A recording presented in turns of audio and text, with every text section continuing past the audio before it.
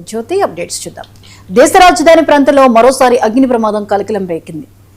ఇటీవల ఢిల్లీలోని మాలవియా నగర్లో జరిగిన ఘోర అగ్ని ప్రమాదం ఇంకా మరొక ముందే తాజాగా నోయిడాలోని ఓ ఎత్తైన అపార్ట్మెంట్లో మంటలు చెలరేగడంతో ఆందోళన కలిగిస్తోంది.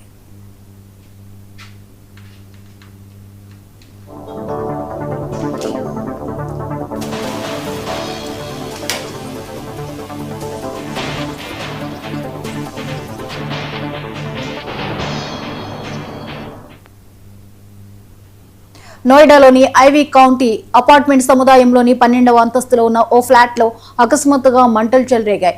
క్షణాల్లోనే మంటలు తీవ్ర రూపం దాల్చడంతో భవనం పైభాగం నుంచి భారీగా పొగలు ఎగిసిపడ్డాయి. దట్టమైన పొగతో పరిసర ప్రాంతాలు కమ్ముకుపోవడంతో నివాసితులు భయాందోళనకు గురయ్యారు. సమాచారం అందుకున్న అగ్నిమాపక సిబ్బంది వెంటనే ఘటనాస్థలికి చేరుకుని మంటలను అదుపులోకి తెచ్చేందుకు తీవ్రంగా శ్రమిస్తున్నారు. భవనంలోని ఇతర ఫ్లాట్లలో ఉన్న వారిని అప్రమత్తం చేసి సురక్షిత ప్రాంతాలకు తరలిస్తున్నట్లు సమాచారం.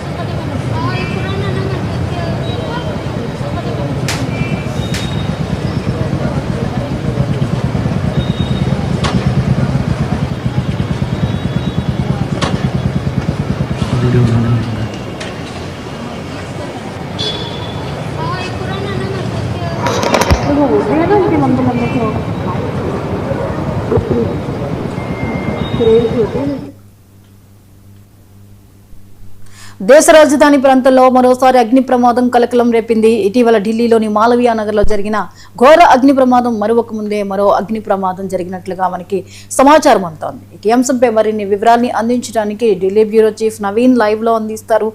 నవీన్, చెప్పండి, నోయిడాలోని ఐవీ కౌంటీ అపార్ట్మెంట్ లో 12వ అంతస్తులో ప్రమాదం చోటు చేసుకుంది. ఎలా జరిగింది, పరిస్థితి ఏంటి? జ్యోతి, అంటే ఇటీవలే మాలియా నగర్ లో జరిగినటువంటి భారీ అగ్ని ప్రమాదం మరొక ముందే ఈ రోజు ఆ ఢిల్లీ యూపీ సరిహద్దులో ఉన్నటువంటి నోయిడా ప్రాంతంలోనే ఈ యొక్క అగ్ని ప్రమాదం చోటు చేసుకోవడం జరిగింది. ఐవీవై ఆ కౌంటీలో ఉన్నటువంటి 28 అంతస్తులు మొత్తం కూడా ఈ యొక్క ప్రాంతం కూడా 28 అంతస్తుల బిల్డింగ్, అందులో ఉన్నటువంటి 12వ ఫ్లోర్ లో ఒకసారిగా మంటలు కూడా చెలరేగినట్టు కూడా ఉదయం 8 గంటలకి అగ్నిమాపక సిబ్బందికి ఫోన్ కూడా వచ్చిందని చెప్పేసి కూడా పోలీస్ సిబ్బంది కూడా చెప్పినటువంటి పరిస్థితి తెలుస్తుంది. వెంటనే హుటాహుటిన స్పందించినటువంటి అగ్నిమాపక సిబ్బంది వెంటనే వెళ్లి మంటలు ఆర్పేందుకు ప్రయత్నాలు కూడా చేసినటువంటి పరిస్థితి తెలుస్తుంది. అయితే ఈ మంటలు అనేది 12th ఫ్లోర్ లో బయట ఉన్నటువంటి బాల్కనీ నుంచి మంటలు చెలరేగాయని చెప్పేసి కూడా పోలీసులు భావిస్తున్నటువంటి పరిస్థితి తెలుస్తుంది. అయితే వెంటనే పెద్ద ఎత్తున మంటలు అనుకున్నటువంటి నేపథ్యంలో అక్కడ ఉన్నటువంటి వారందరూ కూడా ఒక్కసారిగా బయటకు వచ్చేందుకు ప్రయత్నం కూడా చేయడం జరిగింది. ఇది మొత్తం 28 అంతస్తున్నది. పైన ఉన్నటువంటి వారందరూ కూడా వెంటనే వెకెట్ చేసి కింద సేఫ్ జోన్ కి వెళ్ళినటువంటి పరిస్థితి నెలకొన్నాయి. ప్రస్తుతం మనం విజువల్స్ కూడా చూడొచ్చు ఏ విధంగా మంటలు ఉన్నటువంటి సిచ్యువేషన్ నెలకొన్నాయి.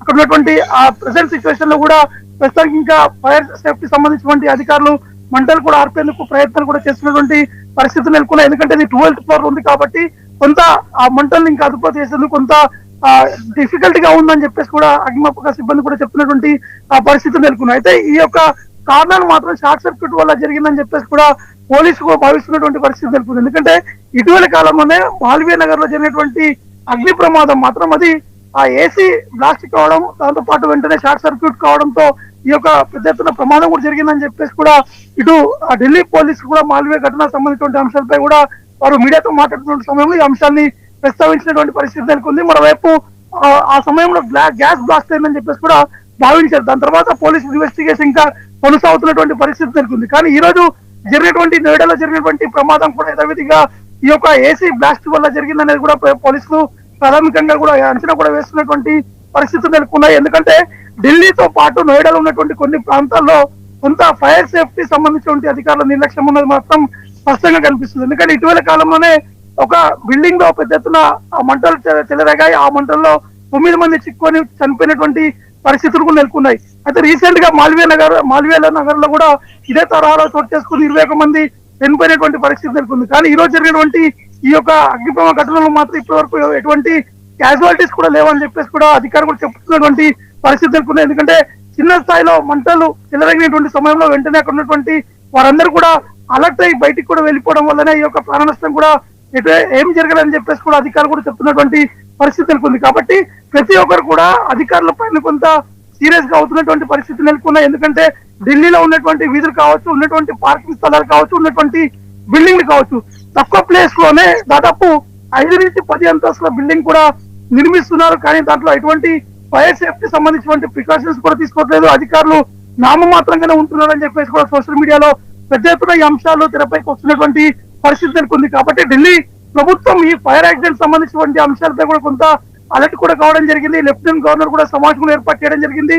ఢిల్లీ డీజీతో పాటు ఢిల్లీ సిఎస్ ను కూడా పిలిపించి ఈ ఫైర్ సేఫ్టీ సంబంధించినటువంటి ప్రికాషన్స్ ఎక్కడెక్కడ తీసుకుంటున్నారు, ఎంతమంది ఫైర్ సేఫ్టీ సంబంధించినటువంటి అనుమతులు తీసుకున్నారు, ఎవరు తీసుకోలేదు, వారిపై ఖచ్చితంగా చర్యలు కూడా తీసుకోవాలని చెప్పేసి కూడా లెఫ్టినెంట్ గవర్నర్ కూడా ఆదేశాలు కూడా జారీ చేస్తున్నటువంటి పరిస్థితులు నెలకొన్నాయి. ఎందుకంటే అనేక ప్రాంతాల్లో ఢిల్లీలో ఉన్నటువంటి వెదర్ కండిషన్ కావచ్చు, విపరీతంగా ఎండలు కూడా ఉంటున్నాయి. కాబట్టి ఆ ఎండల వేడికి కూడా కొంత ఏసీలు కూడా బ్లాస్ట్ అవుతున్నాయని చెప్పేసి కూడా ఫైర్ సేఫ్టీ సంబంధించిన అధికారులు కూడా చెప్తున్నారు. కాబట్టి దీనికి సంబంధించినటువంటి ప్రికాషన్స్ కూడా తీసుకోవాలని చెప్పేసి కూడా ఢిల్లీ అధికారులు కూడా చెప్తున్నటువంటి పరిస్థితి ఉంది. కాబట్టి ఈ రోజు జరిగినటువంటి ఈ యొక్క ప్రమాదంలో మాత్రం ఇప్పటివరకు ఎక్కడా కూడా ప్రాణ నష్టం అనేది జరగలేదు. కేవలం పూర్తి స్థాయిలో ఇంట్లో ఉన్నటువంటి ఫర్నిచర్ మాత్రమే ధ్వంసమైందని చెప్పేసి కూడా అధికారులు కూడా చెప్పడం జరుగుతుంది.